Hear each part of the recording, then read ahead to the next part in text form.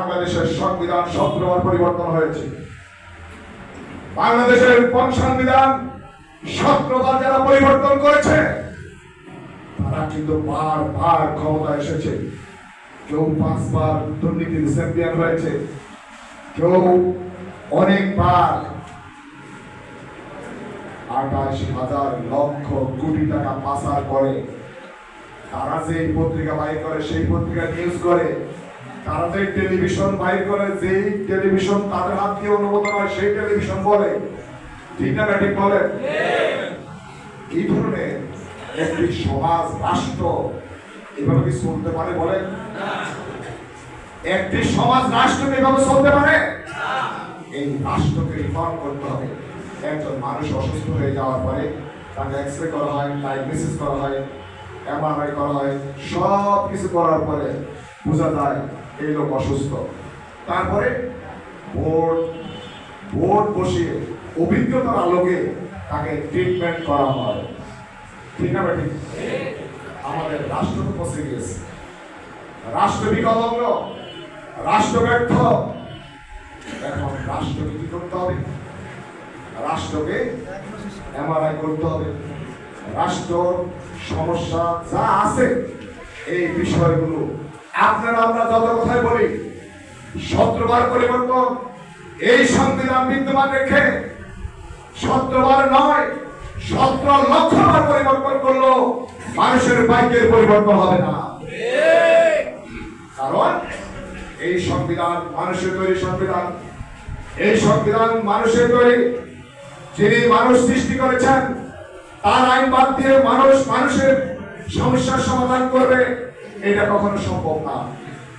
মান জান্না আলাইকা কোরআন নির্দেশকা আল্লাহ রাব্বুল আলামিন সূরা তাওবা 2 নম্বর আয়াতে বলেছেন, কোরআন তোমার কাছে এই জন্য নাযিল করা হয়নি যে তুমি দুর্দশাগ্রস্ত থাকবে, তুমি হতাশাগ্রস্ত থাকবে। হতাশা, দুর্দশা, অকল্যাণ, অস্বস্তিকর সকল কিছু থেকে মুক্ত হয়ে সকল কিছু দাফন করে মানবতার মুক্তির জন্য কোরআন নাযিল হয়েছে।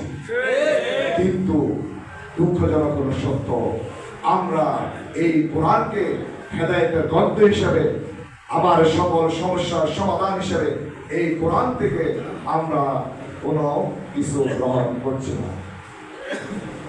وننزل من القرآن ما هو شفاء ورحمة للمؤمنين ولا يزيد الظالمين إلا خسارا। এই কোরআন হচ্ছে সকল সমস্যার সমাধান, শিফা, রহমত। আল্লাহ বলছেন, আল্লাহ সঠিক নাকি আমি সঠিক? আল্লাহ বলছেন, আমি কত বলি নেই। আল্লাহ বলছেন সকল সমস্যার সমাধান। এই কোরআন হচ্ছে সকল সমস্যার সমাধান, এই কোরআন হচ্ছে রহমত, এই কোরআন হচ্ছে শিফা।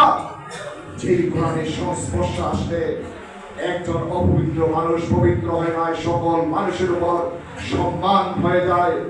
একজন মানুষ কোরআনের সংস্পর্শ আসলে একটি কার্ড, তুলা কার্ড, একটি রিয়াল, আমরা একটি কার্ডকেও সম্মান করি। ঠিক না বেঠিক ভাই? আর আপনি যদি খাটে শোন 1 লাখ 2 লাখ টাকা খাটে প্রতিদিন পা লাগে কিনা বলেন তো? খাট কি প্রতিদিন সুমো দেন? কিন্তু কোরআনের সংস্পর্শে যে আসে তার সম্মান বৃদ্ধি হয়।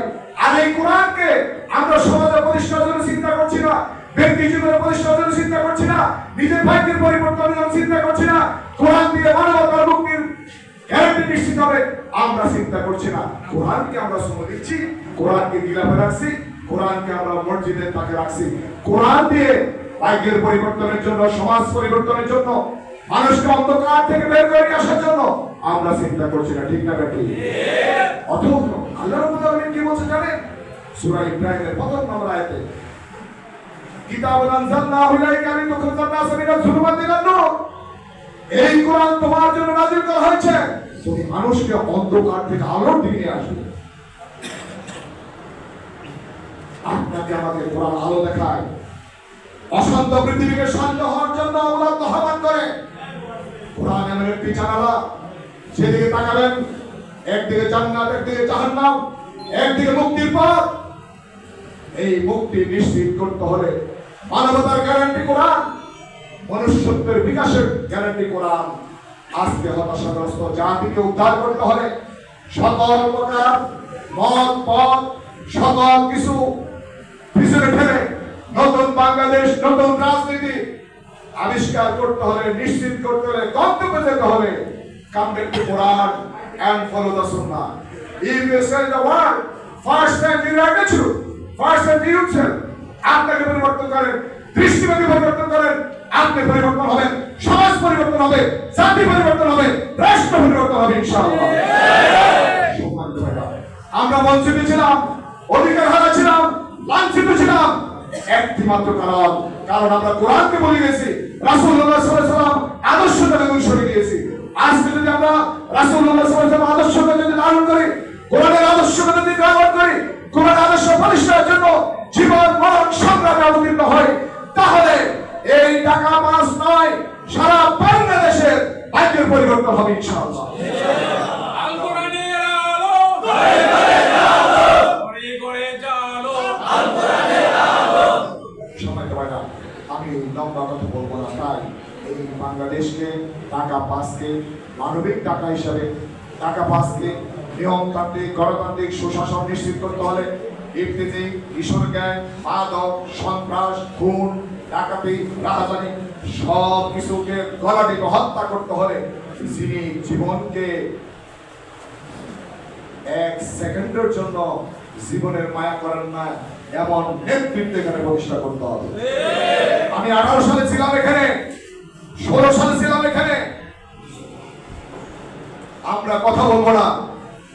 18 দলীয় জোট এখানে যখন ইতিমধ্যে ট্রেনিং নিয়ে এসেছি, আমরা ট্রেনিং নিয়ে এসেছি, খুন বলেন খুন বলেন, আমরা এগুলোকে পরোয়া করি না।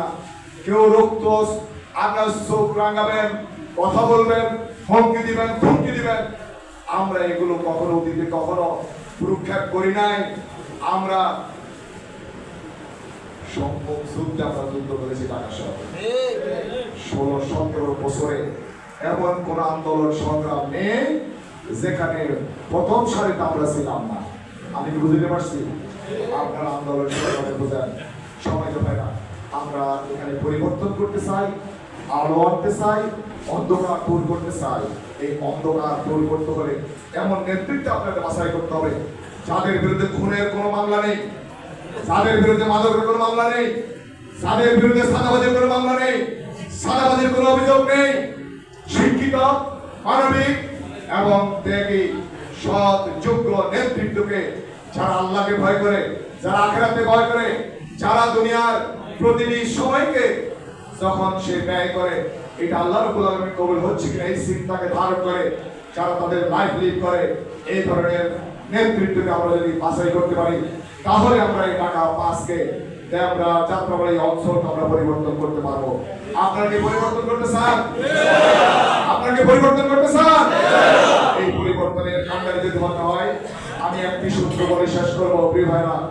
আমি এক আমার ফিঙ্গার এক, আমার চোখ এক, আমার কর্নি এক, আমার ব্রেন এক, আমার আইডিয়া এক, আর আমার সাথে যদি মুজাহিদ ভাইয়ের মতন শক্তি, সাহস, হিম্মতা, শিক্ষিত, মানবিক, নৈতিকতা সম্পন্ন সাহসী ব্যক্তিত্ব দাঁড়ায়, আর আমার মান হয়ে যাবে 11, আমি আর এক থাকবো না, কি হবে? আর আমার পাশে আলিম ভাই যদি দাঁড়িয়ে যায় কত হয় মান বলে? 111। তার পাশে যদি অ্যাডভোকেট জামিল ভাই সাহসী দুর্দান্ত সাবেক ছাত্র নেতা যদি দাঁড়িয়ে যায় কি মান হয় বলেন? 1111। তার পাশে যদি আমার ভাই দাঁড়িয়ে যায় কত হয় বলেন? 11111। আমরা যদি সমাজের সকল জায়গা থেকে প্রত্যেক শ্রেণী পেশার সকল মানুষগুলো আমরা যারা স্বপ্ন দেখছি পরিবর্তনের, আমরা যারা দেখছি এই জমিন, এই অঞ্চল আমাদের মতো ডেকে ছড়াবো, আমাদের কাঙ্ক্ষিত নেতৃত্বের মতো আমরা যেভাবে চাই এইভাবে সমাজ চলবে। আমরা যদি সমাজে সবাই সব জায়গাতে দাঁড়িয়ে যাই, কোন সন্ত্রাসী, সাদাবাজ, ঠকবাজ, প্রতারক সমাজে কি দাঁড়াতে পারবে?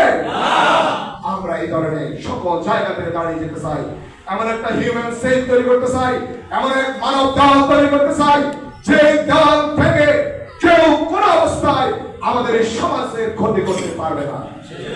সময় হবে না। তাই আসুন আমরা নতুন উদ্যমে নতুন বাংলাদেশের যে স্বপ্ন নিয়ে আজকে সারা বাংলাদেশের সচেতন নাগরিকরা ঢাকা বিশ্ববিদ্যালয়ের ছাত্র সমাজ যেভাবে আজকে ব্যালট বিপ্লব করেছে, জাহাঙ্গীরনগর বিশ্ববিদ্যালয়ে যেভাবে কালেমার স্লোগান যেখানে নিষিদ্ধ ছিল সেখানে আজকে কালেমায় বিশ্বাসী মানুষের বিজয় হয়েছে। রাষ্ট্র বিশ্ববিদ্যালয়, চট্টগ্রাম বিশ্ববিদ্যালয় আজকে যে গণজোয়ার সৃষ্টি হয়েছে সেই গণজোয়ার সৃষ্টি করার জন্য ঢাকা পাঁচকে আমরা নতুন ভাবে এমন এক মানবিক সরকার প্রতিষ্ঠা করার জন্য আমরা এখানে নমিনিকে দাঁড়িপাল্লার প্রতীকে নির্বাচিত করে এই ঢাকা পাঁচকে আমরা সারা বাংলাদেশকে বুঝিয়ে দেব আমরা আর পুরনো ট্যাগিং ফ্রেমিং আর কোন দায়ের রাজনীতি করব না ইনশাআল্লাহ। নতুন বাংলাদেশ সৃষ্টিতে, নতুন বাংলাদেশ সৃষ্টির স্বপ্নে এই সংগ্রামে আপনাদের একজন সাথী হিসেবে পাবো। আমি আপনাদের সাথে থাকতে চাই, আমি আপনাদের পাশে চাই। আমার যে কোনো সংগ্রামে, যে কোনো কাজে, যে কোনো সময়ে আমাকে ডাকবেন। আপনাদের ভাই হিসেবে আমি লাভবাহিক বলবো। নাসরুম মিনাল্লাহি ওয়া ফাতুন কারীম। অবশ্যই মুমিনিন। আসসালামু আলাইকুম ওয়া রাহমাতুল্লাহি ওয়া বারাকাতুহু।